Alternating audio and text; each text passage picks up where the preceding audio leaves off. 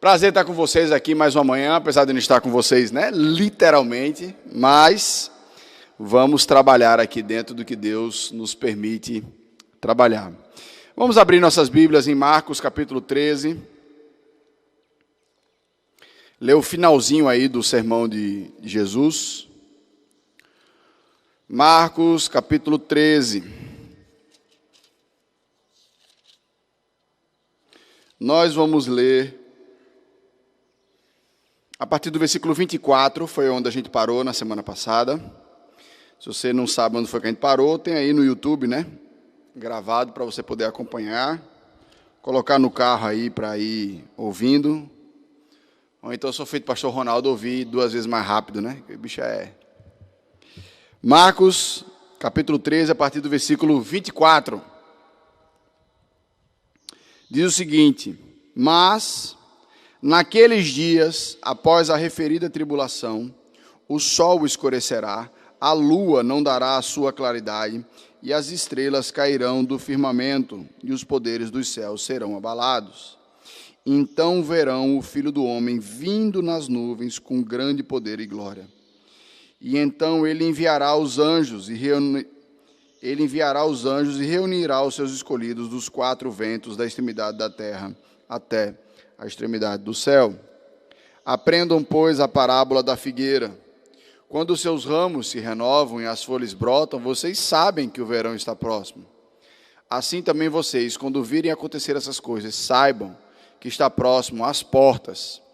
Em verdade lhes digo que não passará essa geração sem que tudo isso aconteça. Passará o céu e a terra, porém as minhas palavras não passarão. Mas a respeito daquele dia ou da hora ninguém sabe, nem os anjos no céu, nem o Filho, senão o Pai. Estejam de sobreaviso e vigiem, porque vocês não sabem quando será o tempo. É como um homem que, ausentando-se do seu país, deixa sua casa, dá autoridades aos seus servos, a cada um a sua obrigação, e ao porteiro ordena que vigie. Portanto, vigiem, porque vocês não sabem quando virá o dono da casa, se à tarde, se à meia-noite, se ao cantar do galo ou se pela manhã, para que, vindo ele inesperadamente, não encontre vocês dormindo. O que, porém, digo a vocês, digo a todos, vigiem. Vamos orar? Senhor Deus, nosso Pai, nos ajuda, Senhor Deus, a entender a Tua palavra aqui, Senhor, e a vivenciar, ó Pai, os conselhos que o Teu Filho Jesus nos deixou nesse capítulo. Muito obrigado, Pai, pela Tua palavra que nos instrui, que nos dá segurança, Pai, para a nossa vida e para o nosso dia a dia. Fala conosco aqui nessa manhã. Em nome do Teu Filho amado Jesus. Amém. Muito bem. A gente já falou sobre a destruição do templo. A gente já falou sobre a perspectiva da grande tribulação. E a gente já falou um pouco sobre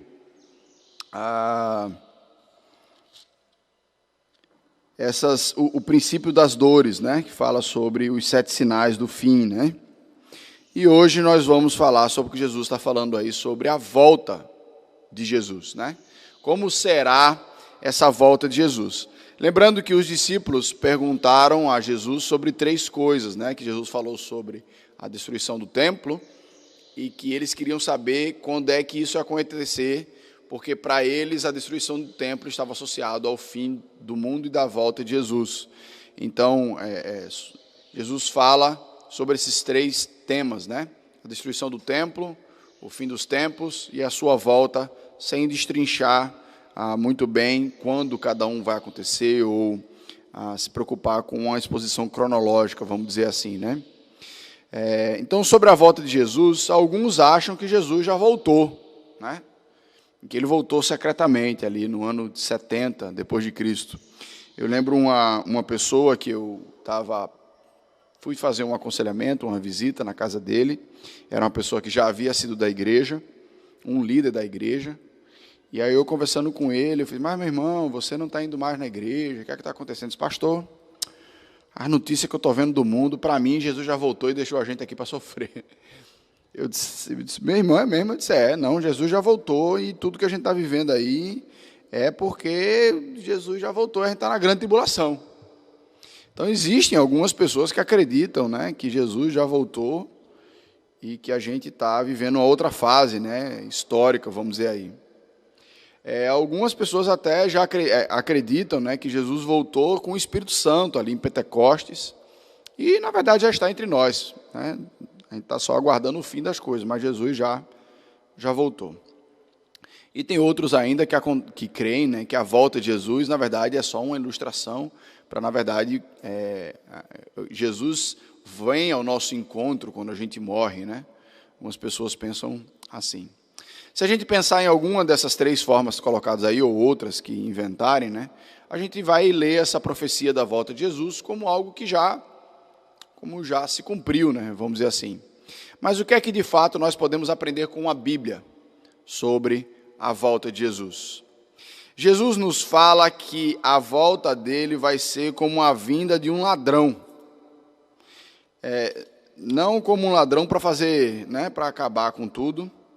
Em parte, né, em boa parte vai haver juízo, mas o principal aspecto que Jesus quer ressaltar quando ele fala que ele virá como ladrão é de maneira inesperada. Ninguém sabe quando é que você vai ser assaltado, quando é que a sua casa vai ser assaltada, né? Porque se a gente soubesse, a gente tomava medidas mais severas, né? Vamos dizer assim, se eu vou ser assaltado hoje na rua, eu nem vou sair então, né? Se minha casa vai ser assaltada, eu vou chamar a polícia para ficar aqui na frente, vou contratar uma segurança, né, com 2 tanques aqui, ninguém vai assaltar aqui hoje não. Mas a Bíblia fala que a volta de Jesus vai ser algo inesperado.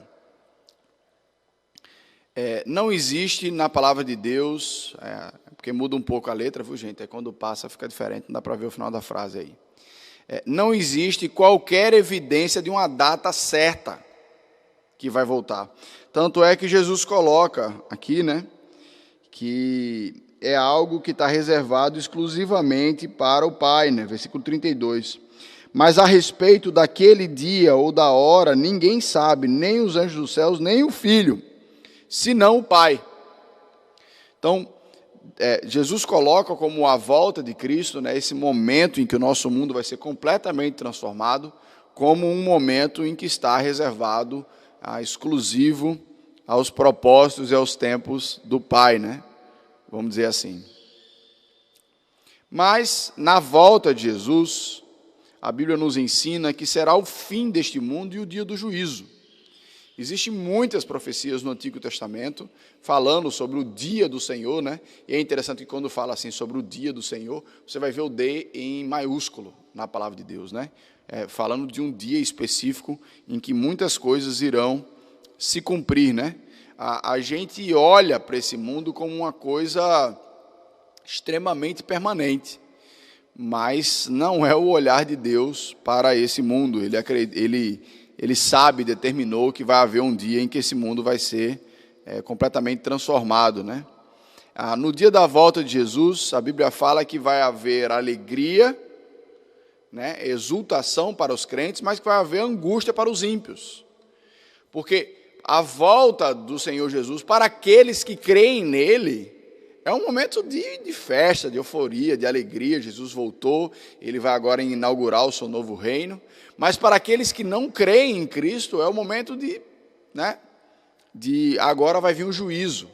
É diferente da gente pensar das coisas de Jesus e do juízo como imaginação daquilo que um dia será, e diferente de quando você vir o juiz chegando, né? É como se você tivesse diante da polícia, você agora sabe que vai ser culpado e vai ser preso, né? Vamos dizer assim. Então vai ser um momento de muita angústia também para aqueles que não conhecem. A Bíblia fala que o sol escurecerá, a lua não dará a sua claridade, as estrelas cairão do firmamento, né? E tudo será abalado, né? E os poderes do céu serão abalados. O que esse texto está colocando é que vai haver uma revolução cósmica, né, no céu. Existem algumas possibilidades de interpretação para essa ideia, né? Existe uma possibilidade simbólica, que a Bíblia está falando sobre algo que vai transformar completamente o nosso mundo, e ele usa o céu para poder dar essa conotação, né? A linguagem apocalíptica, né? Os livros que falam sobre esse tema, né? Usam sobre esse tema, esse estilo literário, né, apocalíptico, eles usam às vezes essa linguagem de dar ideia de um cataclisma para algo muito grande que vai acontecer, mas não necessariamente é uma coisa descritiva. Se você pegar lá em Isaías, capítulo 13, versículos de 9 e 10, essa mesma expressão é usada para a queda da Babilônia. Quando ele fala que a Babilônia vai cair, aí, essa profecia de Isaías, ele diz exatamente essas mesmas palavras, de que o sol escurecerá, a lua não dará a sua claridade, as estrelas cairão do firmamento e os poderes dos céus serão abalados. Se você pegar em Ezequias 32, de 7 a 8, Ezequias vai falar a mesma coisa, né? Ezequiel, perdão. Ele vai falar a mesma coisa sobre o Egito, que o Egito vai acontecer essas coisas. Se você pegar lá em Joel, que não está aparecendo aí, em capítulo 2, falando sobre a vinda de Pentecostes, né, que fala que todos jovens, crianças e adultos falarão em outras línguas, né, receberão do Espírito do Senhor. Fala também que o sol escurecerá e a lua não dará a sua claridade, né, fala a mesma expressão que está colocada aí. Mas existe uma possibilidade descritiva de que, de fato, essas coisas vão acontecer. De fato, o sol vai escurecer, a lua não vai dar claridade, não vai ter estrela, né? É como se fosse algo... se você imaginar que isso vai acontecer, os físicos piram, né? Porque não vai ter sol, se o sol vai escurecer, todo mundo vai morrer congelado, né? Pode estar falando de um eclipse, pode estar falando de várias coisas, né? Como é que as estrelas vão cair sobre a Terra se as estrelas são maior do que a Terra, né? A Bíblia pode estar usando aqui o que a gente chama de linguagem de aparência. É a ótica do observador, quando a gente lê lá no Salmo 19, de que o sol inicia o seu caminho, né, numa extremidade do céu e percorre ao longo do dia até a outra extremidade. A Bíblia não está querendo dizer com isso que ela não sabe nada de ciência, né, que Deus, na verdade, está falando besteira, porque o sol não percorre nada, quem anda é a terra. Mas a Bíblia está falando do como a gente observa o mundo. Até hoje a gente chama de pôr do sol, mesmo com toda a ciência. O sol se põe, o sol não se põe, né? Eu disse, olha, você viu o finalzinho da rotação da Terra hoje? Foi lindo. Ninguém diz isso. Você ainda continua dizendo que o sol está nascendo e que o sol está se pondo, porque é a ótica do observador. Então pode ser a descrição de Jesus de como as coisas vão ser observando. Cadê o sol? Cadê a lua? As estrelas sumiram, aquela coisa toda, e ficar aquele caos, né, visível, vamos dizer assim. Quando nós olhamos para as profecias de Isaías, de Ezequiel e de Joel, né, e que olhamos principalmente que houve a queda da Babilônia, houve a queda do Egito, houve o Pentecostes, e o céu não aconteceu dessa forma, né, a gente pode estar, na verdade, vendo um duplo cumprimento da profecia, que isso é bem normal de acontecer na Bíblia. Uma profecia para vários acontecimentos. E a gente vê isso aqui também na Bíblia, no Marcos capítulo 13, porque quando a gente falou sobre os sinais do tempo, né, terremoto, fome, guerra, a gente viu que, na verdade, não houve uma só, mas tem havido várias como sinais, né, daquilo que virá, né, como garantias de que Jesus vai voltar. Então, a gente não significa que o fato de não ter havido da maneira como foi colocado é que ainda não pode ser descritivo. Quando você pega em 2 Pedro, vamos abrir a Bíblia em 2 Pedro, você enxerga que, na verdade, agora a gente está fora de um livro apocalíptico, fora de um contexto apocalíptico, como é o capítulo Marcos 13, mas a descrição ainda é a mesma, né? 2 Pedro, capítulo 3, versículos de 10 a 13, diz o seguinte: porém, o dia do Senhor, veja que na sua Bíblia aí está com D maiúsculo, virá como um ladrão. Naquele dia, os céus passarão com grande estrondo, os elementos se desfarão pelo fogo. Também a terra e as obras que nela existem desaparecerão. Uma vez que tudo será assim desfeito, vocês devem ser pessoas que vivem de maneira santa e piedosa, esperando e apressando a vinda do dia de Deus, D maiúsculo de novo. Por causa desse dia, os céus incendiados serão desfeitos, os elementos derreterão pelo calor. Nós, porém, segundo a promessa de Deus, esperamos novos céus e nova terra, nos quais habita a justiça. Então, Pedro aqui utiliza uma linguagem bem descritiva, que é o que parece que é a intenção de Jesus, né, ao descrever essa... Então, é como se o universo fosse aquele que vai anunciar, né, a volta de Jesus. Vai ser como se fosse, quando você tem uma pessoa importante, né, antigamente os reis, ele tinha um arauto, aquele que chegava antes, né, e ia anunciando a entrada daquela figura que vai passar por ali.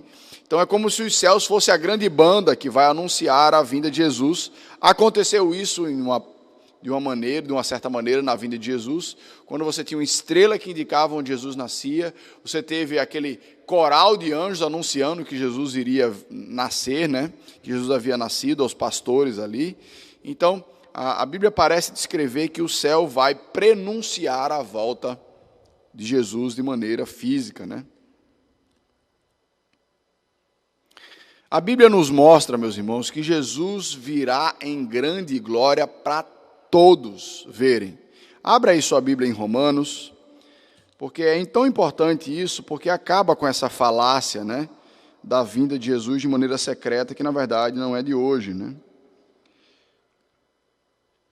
Romanos capítulo 14, versículo 11, diz como está escrito: por minha vida, diz o Senhor, diante de mim se dobrará todo joelho, e toda língua dará louvores a Deus. Então, Jesus virá em grande poder, né? Jesus virá, porque Jesus precisa de grande poder, porque na vinda dele, ele vai ressuscitar os mortos e juntar todos os escolhidos, que é isso que o versículo 27 está dizendo. Então, ele enviará os anjos e reunirá os seus escolhidos dos quatro ventos, da extremidade da terra e da extremidade do céu.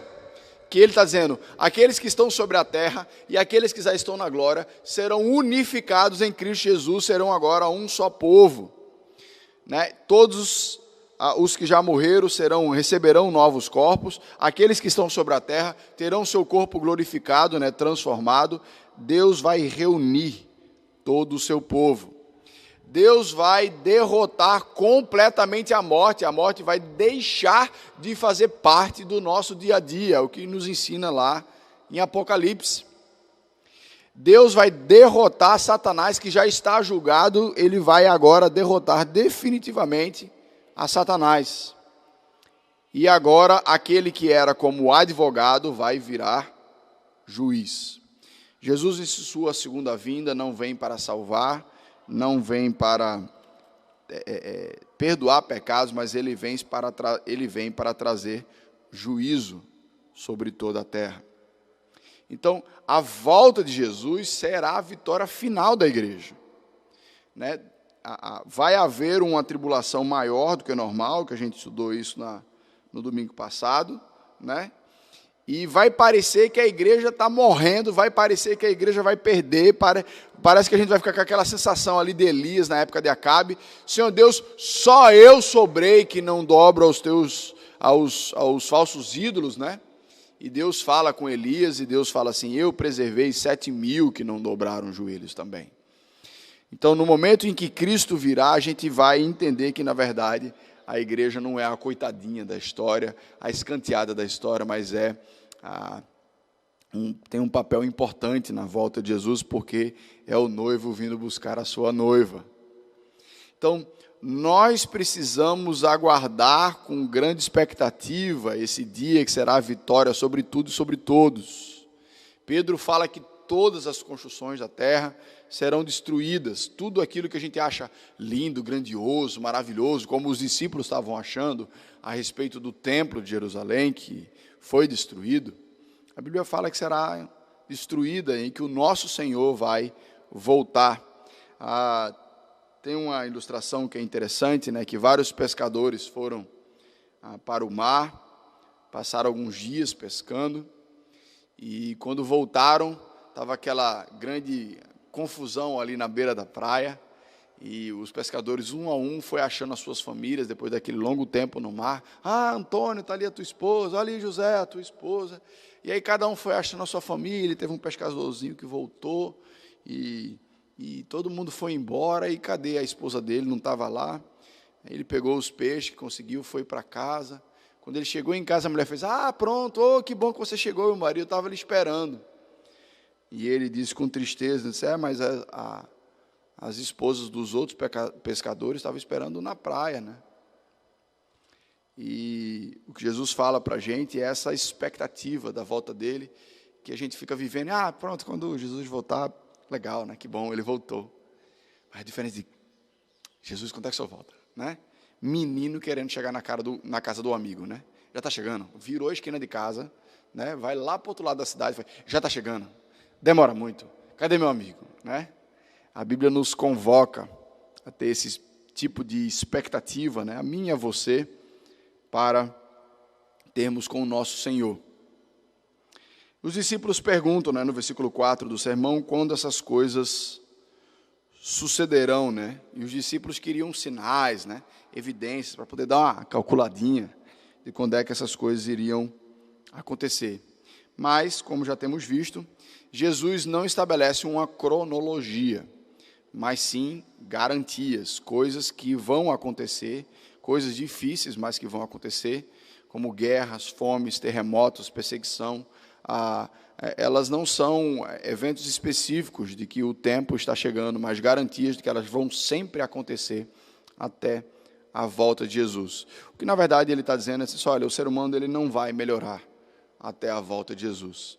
Essas coisas vão continuar acontecendo para que a gente possa estar em dependência e em vigilância ao nosso Senhor Jesus. Então, o sinal para Jerusalém de que essas coisas iriam acontecer era o cerco, né, que foi feito, que eu já coloquei aqui, que Jerusalém foi completamente destruída, né, na década de 70. E aí Jesus fala sobre a figueira, né, que é uma planta extremamente comum na Palestina. E Jesus fala assim: olha, quando a figueira floresce, vocês não já sabem que estão chegando o verão? Porque a figueira é uma planta que no inverno ela fica completamente seca. Ela parece que ela morreu, né? Aquela plantazinha que fica só os galhozinhos. E aí, quando está chegando o verão, ela começa a despontar os seus botões, né? Suas folhas, as suas flores. E aí o pessoal já sabia que estava chegando perto do verão, porque a figueira estava começando a dar as suas folhinhas, né? E isso era uma coisa muito comum, muito fácil das pessoas da Palestina poderem observar. Então, como é uma árvore muito comum, né, eles podiam ter esse acompanhamento. Alguns interpretam essa ideia da figueira renascendo como o Estado de Israel, que no Império Romano ele desapareceu, e durante muitos séculos esse Estado de Israel ele ficou desaparecido, né? Alguns, quando falam sobre essa questão de, Jesus fala no versículo 30, né? Em verdade, lhes digo que não bastará essa geração sem que tudo isso aconteça. Alguns interpretam que a humanidade não vai deixar de existir até que isso aconteça, né? Alguns interpretam esse não passará essa geração até que isso aconteça, esse retorno da figueira, como a volta do Estado de Israel, como eu estava falando, que aconteceu entre ali a 1948 e 1988, né? O Estado de Israel hoje existe como nação, coisa que no século XIX não existia.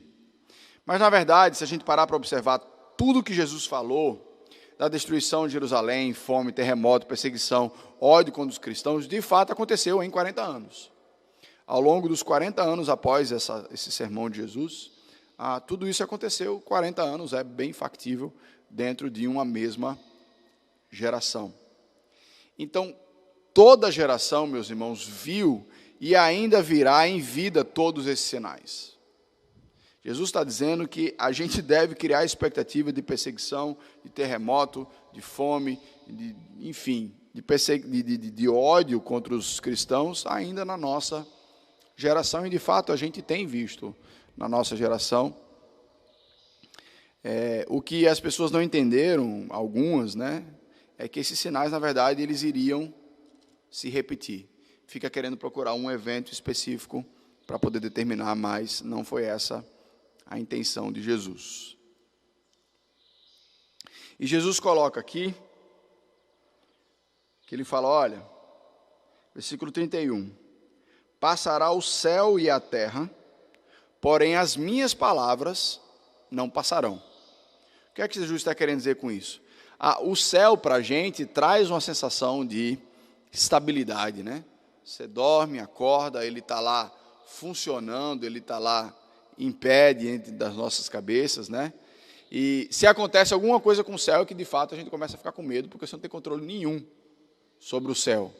A gente pode tentar ver se vai chover, se vai aquilo, mas a gente não controla nada que acontece no céu. A gente pode até prever, mas não controla, né? E várias gerações já passaram sobre a terra e o céu está lá, né? Quase intacto, vamos dizer assim. Pobre da camada de ozônio, que tem sofrido com a nossa presença, mas, de uma maneira geral, o céu continua firme, né? Por isso que é chamado de firmamento. Então, Jesus afirma que vai haver esse sistema cósmico, vai entrar em crises. Isso que parece tão firme, vai chegar um dia que vai entrar em colapso, mas as suas palavras nunca vão entrar em colapso.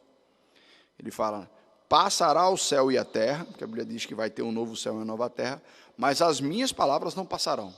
As palavras de Deus, as promessas de Deus, elas nunca vão caducar, elas nunca vão, como usa essa linguagem em direito, né, prescrever, deixa de funcionar, ninguém vai usar mais aquilo dali. A palavra de Deus, ela é eterna e ela vai sempre permanecer valendo.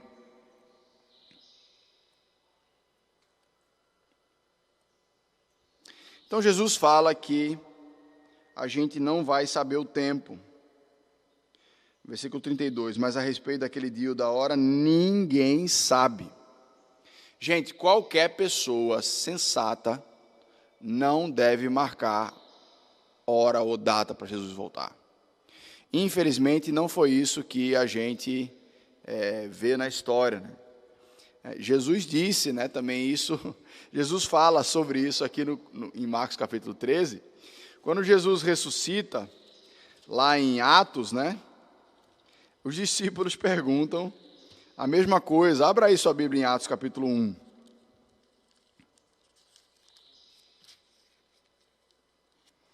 Atos capítulo 1, versículos 6 a 7. Olha lá.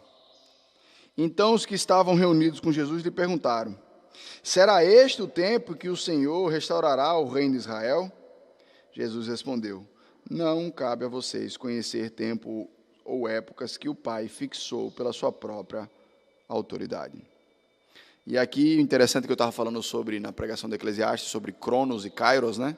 Esse tempos ou épocas, lá no original, é Cronos e Kairos, ou seja, vocês nunca vão saber exatamente qual é o tempo cronológico onde Israel será restaurado, nem o tempo de Deus, porque Deus reservou isso para a sua própria vontade. Então, os testemunhas de Jeová, eles não atentaram para esses textos de Jesus e tentaram marcar algumas datas, viu?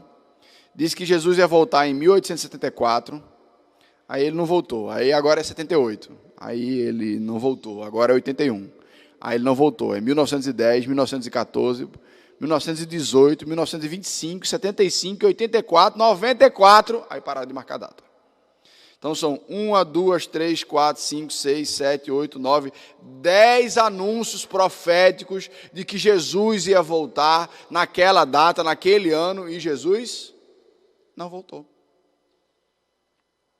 povo está achando que Jesus é Copa do Mundo, né? Ellen White, a criadora, né, dos adventistas do sétimo dia, disse que Jesus ia voltar em 1845. Mas ele não voltou. Mas então ele adiou. Foi para setembro de 45, aí ele não voltou. 49, 50, 56. Aí disse, não vai marcar data mais não. Veja que os testemunhos de Jeová já foram depois, né, dos adventistas aí, nessa tentativa de marcar a volta de Jesus. E aí eles aprenderam que, na verdade, você não pode marcar data para a volta de Jesus. Meus irmãos, o que é que a gente pensa sobre tudo isso? É que Jesus desistiu, é? A gente está sem esperança? Não, você não deve deixar isso inundar o seu coração, não. O que, na verdade, a gente precisa aprender é que, na verdade, a gente não tem essa informação. Qualquer pessoa que chegar com você e diz, Jesus vai voltar, dia tal, Ele está próximo, sim, ele está próximo. Mas você dizer que tem data, nunca faça isso, nem acredite, porque o próprio Senhor Jesus não nos deu essa liberdade, né? E aí Jesus fala no finalzinho, versículo 33, que é o propósito desse sermão. O propósito de Jesus falar sobre a destruição do templo, o propósito de Jesus falar sobre a grande tribulação, né, os sofrimentos que viriam, a volta de Jesus, estejam de sobreaviso e vigiem. Esse é o foco de Jesus. Nenhuma geração, meus irmãos, vai ter a certeza da volta de Jesus. Nenhuma. Não dá para dizer, olha, rapaz, vai ser na geração do meu neto. Vai ser na minha. Deus falou comigo. Esse ele não deixou revelado na sua palavra a todas as gerações. Eu sinceramente não acredito em alguém que vai dizer que em uma geração Jesus vai voltar. Em alguma geração ele vai voltar. Mas não podemos ter certeza. E o que é que nos cabe? Ficar prontos e alertas para que Jesus volte na nossa geração. A gente não pode ter essa certeza, mas a gente precisa ter essa expectativa de que Jesus vai voltar na nossa geração. O mundo não vai melhorar, meus irmãos. Essa é uma das verdades que esse sermão nos deixa. Nós vamos passar por aflição enquanto nós estivermos neste mundo. Vamos passar por situações difíceis, dolorosas. A melhoria desse mundo está nas mãos do Senhor e ele será restaurado no dia que o Senhor quiser. Aguardar a volta de Jesus não pode ser um alterar de rotina porque ele está chegando, né? Feito aquela mãe que deixa para os 3 filhos adolescentes, tu vai limpar teu quarto, tu vai lavar o prato, tu vai levar o lixo do lado de fora, né? E a mãe sai para trabalhar e os meninos ficam aí. Faz uma coisa, faz outra, vê TV, brinca, joga, vai numa coisa. Quando chega às 5h30 que a mãe está perto de chegar, o que acontece? Está aquele alvoroço, por quê? Porque a mãe vai voltar, né? Então cada um arrumando o prato, lavando o prato, sei o que, porque a mãe vai voltar. O que Jesus está falando é disso, olha, vocês não sabem quando é que eu vou voltar. Então vocês precisam se preparar o tempo todo, como se eu fosse voltar a qualquer hora. Jesus fala sobre as 4 vigílias da noite, né? Versículo 35. Portanto, vigiem, porque vocês não sabem quando virá o dono da casa, que é Deus, né? Se à tarde, né, o fim da tarde, às 6 horas da tarde, se à meia-noite, se ao cantar do galo, ou se pela manhã. As vigílias ali, elas duravam, na verdade, 3 em 3 horas, né? Então, você pega ali 9 horas da noite, meia-noite, 3 horas da manhã, ou 6 horas da manhã. É bem mais fácil você vigiar no começo. Mas o tempo vai passando, você vai pendendo, né? E Jesus coloca para a gente vigiar na vigília da noite, porque são os momentos que a gente acha que nada vai acontecer, né? Está ali, fica aquela monotonia, parece que nada vai acontecer, mas Jesus fala para a gente ficar atentos nos momentos que parece que nada vai acontecer. Jesus quer, meus irmãos, que nós nos encontremos prontos e atuantes. Uma vez perguntaram para Martinho Lutero o que é que ele faria se ele soubesse que Jesus iria voltar amanhã. E ele disse, eu plantaria uma árvore hoje. É bem poético, né, de Lutero. Mas o que é que ele queria dizer? Nós, como cristãos, precisamos já ter uma rotina que leva em consideração a volta de Jesus na manhã. A nossa vida devocional, a nossa vida de testemunhar a Cristo, a nossa vida de santidade, precisa considerar que Jesus vai voltar a qualquer momento, que Ele quer nos encontrar prontos para esse momento. Isso é um investimento de uma vida inteira. Jesus está dizendo aqui, olha, eu estou dizendo para vocês, para que vocês não digam que não estavam avisados. Vocês podem não saber a data, mas avisados vocês estão. Então Jesus, Ele quer nos encontrar prontos e atuantes. Como é que a gente se prepara para a volta de Jesus? Se esforçando ao máximo para cumprir a vontade de Deus na nossa vida. Que você não seja aí, né, como o guardinha aí que está esperando amanhã, né? Olha como está vigilante aí, pronto para qualquer chamado, para qualquer ocorrência, né?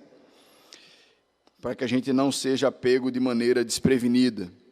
Meus irmãos, o que esse sermão de Jesus precisa deixar claro, está muito conectado com o que eu falei pela manhã, é que em Cristo Jesus nós precisamos estar prontos para a volta dele. Nós precisamos buscar a face do Senhor, investir em oração, aprendendo a remir o nosso tempo, porque nós não sabemos quando Jesus voltará. Só nós sabemos que de fato ele voltará. Amém? Eu estou sem celular aqui, se alguém puder me ver se tem alguém que colocou alguma pergunta aí no... Tem? O meu já descarregou. Muito bem. Olha a dúvida aqui, ó, de Rebeca. A volta de Jesus todo olho verá, e o arrebatamento será visível? Se sim, qual o embasamento bíblico? Ocorrerá na volta de Cristo ou em outro momento? Isso porque existem algumas linhas que separam. E a gente vai entrar nessas linhas, né, de interpretação de Apocalipse. Existe uma corrente, né, de interpretação apocalíptica que começa a falar que Jesus vai vir, vai levar os eleitos, vai vir a grande tribulação por um período, depois Jesus volta uma terceira vez para poder levar aqueles que se arrependeram nesse período. Existem alguns que acreditam que nesse arrebatamento, né, como é colocado naquela linha, de quem já viu o filme, né, Deixados para Trás, que é essa linha, que a grande tribulação, na verdade, ela vai acontecer sem os eleitos. Essa é a dificuldade dessa linha de interpretação, é justamente Marcos capítulo 13, uma das bases bíblicas, né? Por quê? Porque ele está falando que a gente vai estar dentro da grande tribulação. A Bíblia não coloca uma isenção dos cristãos à grande tribulação, né? A Bíblia fala que é um momento de grande sofrimento, mas que os cristãos estarão lá dentro, que eles serão abreviados por conta da presença dos cristãos. Então, a base que Jesus coloca é que o dia do Senhor está associando o resgate e a manifestação dos filhos de Deus, né, à vinda e ao dia do juízo do Senhor. Não como coisas separadas, mas como coisas unificadas, né, da manifestação dos filhos de Deus. Lá em Filipenses fala que todo olho verá, né, e todo joelho se dobrará e confessará que Jesus Cristo é o Senhor, né, dando essa ideia de que, na verdade, a volta de Jesus não é algo secreto para os eleitos, mas que, na verdade, todo mundo vai ver a volta de Jesus. Ou seja, não existe a possibilidade bíblica de você perder a volta de Jesus, né? Como a gente pode perder algum evento, alguma programação, a volta de Jesus vai ser algo mundial e universal. Mais alguém tem alguma pergunta?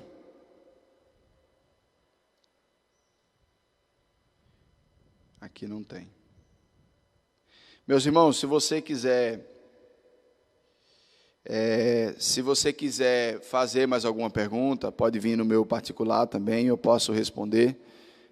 Como eu disse, né, eu comecei essa exposição há 3 domingos. Não é fácil falar sobre essas coisas, porque nós estamos falando sobre algo que ainda vai acontecer, e é sempre complicado a gente falar sobre isso, né?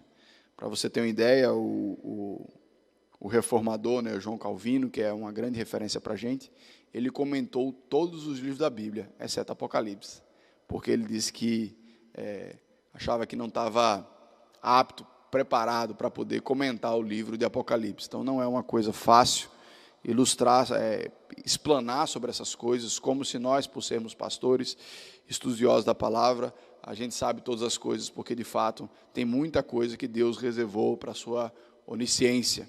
Mas a gente vai estudando e procurando entender aquilo que Deus vai nos revelando, né? Que você possa ficar bem fundamentado no seu coração, muito mais do que os detalhes da volta de Jesus, mas com os avisos sobre a volta de Jesus. Eu creio que Jesus queria que a gente atentasse mais para essa parte do ensino dele. Tá bom? Vamos... Lúcia colocou aqui mais uma pergunta, no 45 do segundo tempo. Assim como nos dias de Noé, minha pergunta é: os ímpios serão retirados da terra? É uma pergunta difícil, eu vou confessar, viu, Lúcia? O que a ideia da palavra de Deus dá? Sim, que os ímpios serão retirados da face da terra e viverão no inferno eternamente. O inferno não é a terra. A terra vai ser refeita, né? Novo céu e nova terra, vai ser renovada. Lá em Romanos fala que a natureza aguarda a redenção dos filhos de Deus, porque na redenção dos filhos de Deus vai haver a restauração da terra. Então, a ideia é de que a gente vai estar na criação, dentro da própria criação, desfrutando dela junto com o Senhor, agora sem precisar de fé, com o próprio Deus, né, e sem pecado e sem morte. Vai ter outras linhas de interpretação? Vai ter outras linhas de interpretação, tá bom? Vamos orar, meus irmãos. Senhor Deus, te agradecemos, ó Pai, porque o Senhor nos dá um pouco daquilo que o Senhor tem reservado para o futuro e para a nossa terra. Senhor Deus, agora eu te peço misericórdia, Pai, pelo nosso coração, por tão pouco, ó Pai, o quanto a gente reflete sobre essas coisas, estando inundados, ó Pai, pelo nosso dia a dia, pelo nosso cotidiano, e nem sequer cultivamos, ó Pai, essa expectativa e essa vigilância que o Senhor nos pede aqui nesse texto, Senhor. Tem misericórdia, ó Pai, da nossa vida, nos dá sincero arrependimento, que a gente possa olhar para os céus com mais vezes, ó Pai, na expectativa de quando será a Tua vinda, de quando será a Tua volta, Senhor Deus, para nos resgatar, Senhor. Enquanto isso não acontece, ó Pai, que nós possamos nos alegrar em Ti, ó Pai, Te buscar e ser cada vez mais próximo, mais íntimo, ó Pai, da Tua vontade, do Teu querer. Te agradecemos, ó Pai, que apesar das dificuldades, o Senhor nos deu meios, ó Pai, para continuar divulgando e edificando a vida dos irmãos. Seja com cada um que está em casa, cada um que está batalhando contra as suas doenças, ó Pai, cada um que está batalhando com suas questões emocionais, nos dá ousadia e confiança, ó Pai, que a nossa vida está em Tuas mãos, que a nossa vida não está, ó Pai, nos protocolos, que a nossa vida não está no avanço da tecnologia, das circunstâncias, mas sim em Tuas mãos, ó Pai. Nos dá essa segurança que vem da Tua palavra. É assim que nós te oramos, em nome do Teu Filho amado Jesus. Amém.